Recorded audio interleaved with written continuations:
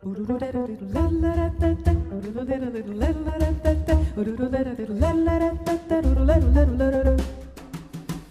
pato vinha cantando alegremente, quen, quen, quen, quando o Marco sorridente pediu para entrar também no samba, no samba, no samba. O ganso borobó olhou pra turma e disse assim: vem, vem, vem, vem. Olhou pro cisne e disse assim: vem, vem, vem, que o quarteto ficará bem, muito bom, muito bom, muito bem. Na beira da lagoa foram ensaiar para começar o tico, tico, tico, tico no fubá. A voz do pato era mesmo desacato, jogo de cena com o ganso era mato.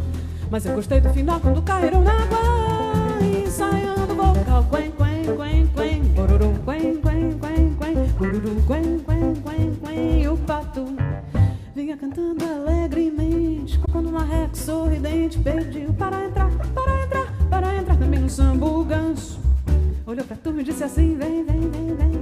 Olhou pro cisne e disse assim: que o quarteto ficará bem, muito bom, muito bom, muito bom. Na beira da lagoa foram ensaiar para começar o tico-tico no fubá. A voz do pato era bem um desacato, jogo de cena como o ganso era mato. Mas eu gostei do final quando caíram na